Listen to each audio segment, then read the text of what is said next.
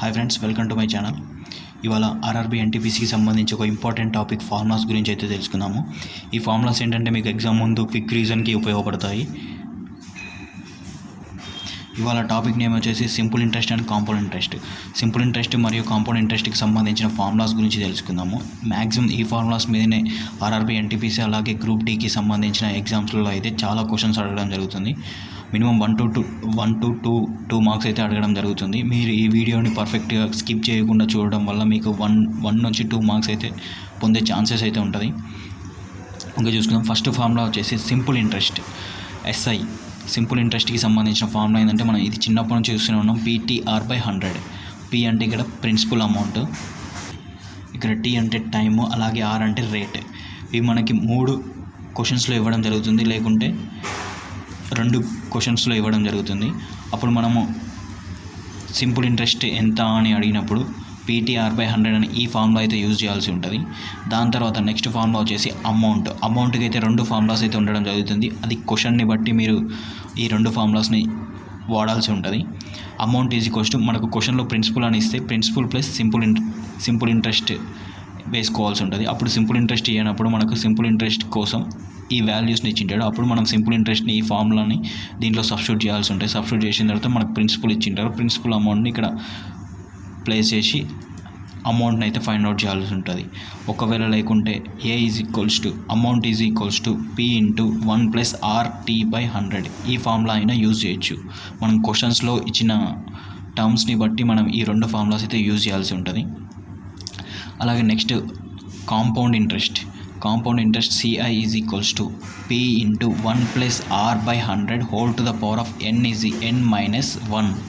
ఈ ఫార్ములా అయితే చాలా ఇంపార్టెంట్. కాంపౌండ్ ఇంట్రెస్ట్ని ఫైండ్ అవుట్ చేయమని చాలా క్వశ్చన్స్ అయితే అడగడం జరుగుతుంది. ఇక్కడ కాంపౌండ్ ఇంట్రెస్ట్కి ఫార్ములా ఏంటంటే P of 1 + R/100 whole to the power of n - 1. అలాగే నెక్స్ట్ ఫార్ములా చూసుకున్నట్టయితే A is equals to P of 1 + R/100 × n is equals to n అనేది ఇక్కడ టైం పీరియడ్ అనమాట. ఓన్లీ దీని ఫార్ములా కాడికి ఇచ్చినది ఏంటిది అంటే మనకి ఇక్కడ ఆల్రెడీ ఉంది కదా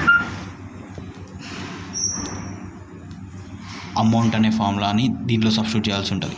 అలాగే if interest is compounded half yearly then amount is, మనకు క్వశ్చన్లో అయితే ఇంట్రెస్ట్ అనేది కాంపౌండెడ్ హాఫ్ ఇయర్లీ అయితే కాంపౌండెడ్ జరుగుతుంది. అప్పుడు ఆన్సర్ ఎలా ఫైండ్ అవుట్ చేయాలంటే మనకు amount is equals to P of 1 + R/2 × 100/2 to the power of n 2n. Half yearly అన్నప్పుడు మాత్రమే ఇక్కడ 2 × 100 వేయాల్సి వస్తుంది. ఒకవేళ క్వార్టర్లీ అన్నాడు అనుకోండి, compounded quarterly, interest is compounded quarterly అన్నప్పుడు 4 క్వార్టర్స్ అంటే 4 పార్ట్స్ ఉంటాయి, అట్లా 4 × 100/4n అని అయితే ఈ ఫార్ములా అయితే వాడాల్సి ఉంటుంది మీరు. అలాగే ఇక్కడ 7th వన్ చూసుకుంటే when the rate of interest for the consecutive years, మనకు కాన్సిక్యూటివ్ ఇయర్స్ ఇచ్చి వాళ్ళ రేట్ ఆఫ్ పర్సెంటేజ్ ఇచ్చేసి అప్పుడు అమౌంట్ ఎంత అని ఫైండ్ అవుట్ అడగడం అయితే జరుగుతుంది. అప్పుడు amount is equals to P × principal amount 1 + R1/100 అంటే రేట్ ఆఫ్ పర్సెంటేజ్ ఇచ్చింటాడు కదా, ఆ rate of percent R1/100 × 1 + R2/100 rate of percentage 2 అని ఇచ్చింటాడు కదా అది. అలాగే 1 + R3/100 అంటే థర్డ్ వన్ది. ఇలా చేసుకొని అమౌంట్ని అయితే ఫైండ్ అవుట్ చేయాల్సి ఉంటుంది. ఈ ఫార్ములాస్ మీద కూడా చాలా క్వశ్చన్స్ అయితే అడగడం జరిగింది. అలాగే నెక్స్ట్ వచ్చేసి if the interest is compounded annually but time is fraction, suppose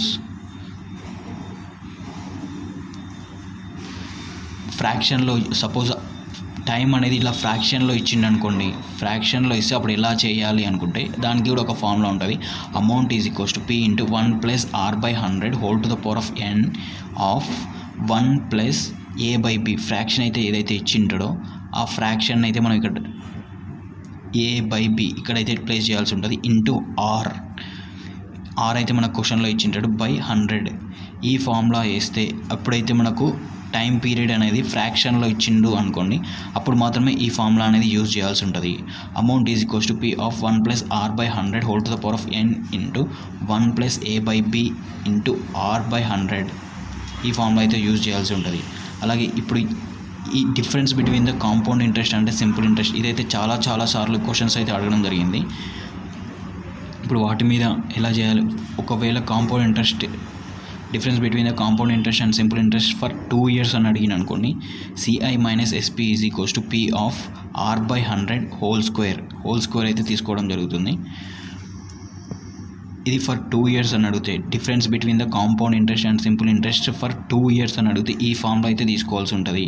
ఒకవేళ difference between the simple interest and compound interest అని 3 years కోసం అని అడిగితే compound interest minus simple interest is equals to P of R² into 300 plus R/100³ ఇక్కడ 3 years అన్నప్పుడు 100³ అయితే వేసుకోవాల్సి ఉంటుంది.